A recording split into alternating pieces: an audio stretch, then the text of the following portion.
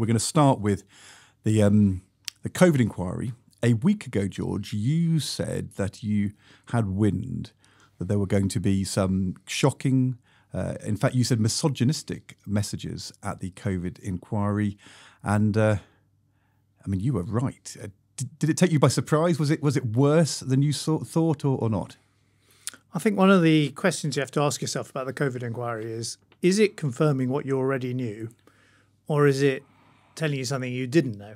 And I felt the hearings this week with Dominic Cummings and various civil servants like Helen McNamara, Simon Stevens, who ran the NHS, they're basically telling us what we already knew, which was that number 10 under Boris Johnson was completely shambolic, and the handling at the highest level of COVID in those early months, not in the hospitals, not the incredible job being done by nurses and doctors across Britain, but in number 10, in the Cabinet Office, it was completely farcical. And you had all these different factions and groups all operating around Boris Johnson, who's like a kind of Henry VIII character, completely capricious with his court.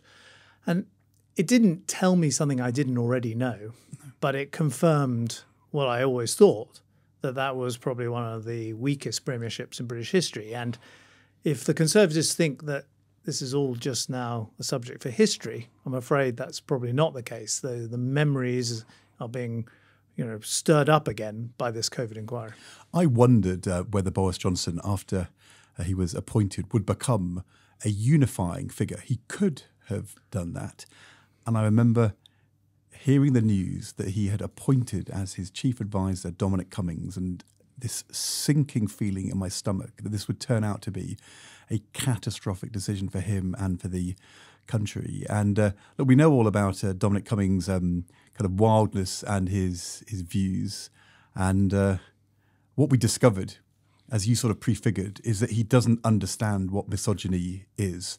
I mean, for him to say, in explaining using the C word liberally, and actually talking about the senior civil servant Helen McNamara as a C word, and then to be asked about that and to say, I said worse about men. I mean, not to understand there is something about using the C word about women, which is deeply, deeply misogynistic. And she called him out the next day and said that there was not only that aggression in Downing Street from Dominic Cummings, but also more widely, but that meant that they didn't really understand the way in which the pandemic was impacting upon women in our country, women in the workplace, women in the home. I mean, it showed, for all the idea that Dominic Cummings was a great strategist, he did not understand the British people, and he is a misogynist, and that was shown in black and white this week.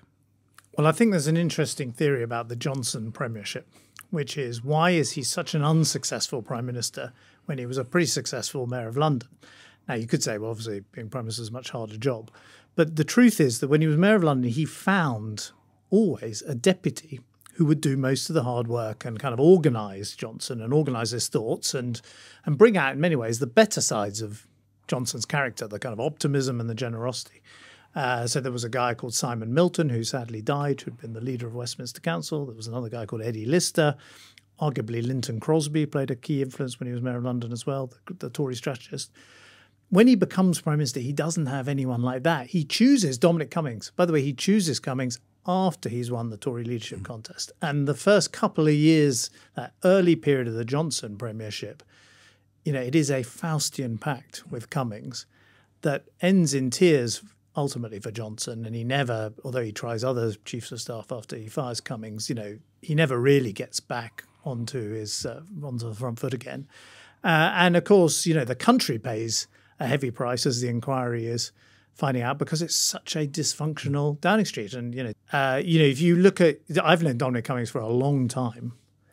He first turned up when I was a kind of junior backbench MP, and he was Ian Duncan Smith's sort of new guy that was telling the Tory He's party. worked for all the great Tory leaders. He has, but David Cameron called him a career psychopath, and has to be said, he does tend to also destroy the careers of the people he works with. Late last night on Twitter, he was lashing out against you. He tried in his evidence to draw you into the idea of there being a conspiracy, and he puts out a tweet late last night lamenting that nobody has picked up on his accusations. It's all a media conspiracy. It wasn't followed up because it's all nonsense. I mean, this is a man who his whole life is built around conspiracy theories, even though he was at the heart of government and the most powerful person in the country.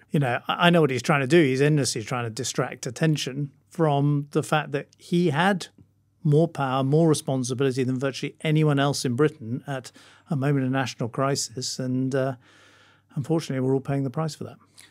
I think there's one important thing I would like to say, which is that when I look at this, I really worry there'll be lots of people thinking when they see these WhatsApp messages that for the first time, the truth about how government operates is being revealed. This is how it always was. People using the C word this and F that, civil servants saying this about ministers and all of that. And I just don't think that's true. And I don't know what it is, whether it's about the character of Boris Johnson and Dominic Cummings, whether it's the way in which social media has changed the way in which we interact. If you look we've seen in recent years in the police force, terrible things, competitive, nasty things being said between police officers about colleagues and about women. But this is different. I mean, the idea of Gus O'Donnell, when he was cabinet secretary, saying to somebody, saying to me when I was working with him, his view about another cabinet minister or slagging off the prime minister in the way in which we've seen. The idea of a senior civil servant breaking the rules by bringing a karaoke machine in for a 3 a.m. party, which was illegal, and they would have known that they were breaking the rules. The idea of people being so aggressively, nastily dismissive of other people in this way, I did not see that at any time. Look, I'm not going to say there weren't tense moments and there weren't times when people said things, but the writing down with this aggression, this misogyny, I do think this is different. And I don't believe, tell me otherwise, I don't believe that's how it would have been in the Cameron Osborne years either. Well, I remember when I was much younger during the Lewinsky scandal with Bill Clinton, that it was often said it's going to put people off working in politics, working in the White House. It's going to tell you something about being an intern in the White House, which was not what you expected. And, I think people look at this coverage of 10 Downing Street and they think it's always been like that. And it was not like that in my day when I was working next door in number 11. I don't think it was like that during the new Labour years. Of course, things were tough and the thick of it, is a pretty good characterization, of some of the aggression of that period. But I think people had a kind of noble calling. There was a sense of being a band of brothers and sisters trying to achieve something, even if there were divisions and factions. I think in the end, a fish rots from its head, and the way that Johnson created Downing Street so that everyone was operating around this central figure, the king. In fact, he called himself the world king, didn't he, once when he was younger? And no one knew where they stood, and whether you were a civil servant or a political advisor didn't make any difference to him. You had to come and bend your knee to him. It ultimately, the biggest victim of all of that was Boris Johnson himself. It meant that his premiership was not a success. And he's reading now about, how it actually operated in practice. But much of it, which probably was not even known to him because he was upstairs in the flat while all this was going on. And the style of government, the advisors who are there, the senior civil servants who are there, they're all there in the end because he chose them. And the Prime Minister has that clout in our system, but we rely upon the Prime Minister to have some standards. Well, I think what it did show is that there's one very important lesson, which is at the very top of the British system, because we don't have a written constitution like the United States, there is actually no constraint really on a Prime Minister other than that their party might get rid of them, which is what ultimately happened with Boris and, of course, with Liz Truss. And it turns out a prime minister can rewrite the ministerial code because he's the author of it. He can't be judged against that code because he is the judge of the code. He can appoint anyone he likes to the House of Lords and ignore the committee that says he can't appoint his mates. He can, fire the cabinet secretary. He can fire other permanent secretaries, like Liz Truss fired the permanent secretary at the Treasury. There is very little constraint right at the top of the system, and I think if you talk to the civil servants during that period at the heart of the COVID crisis, it was a bit like the kind of ground opening up, and you realised there was no real safety net underpinning the premiership in the UK.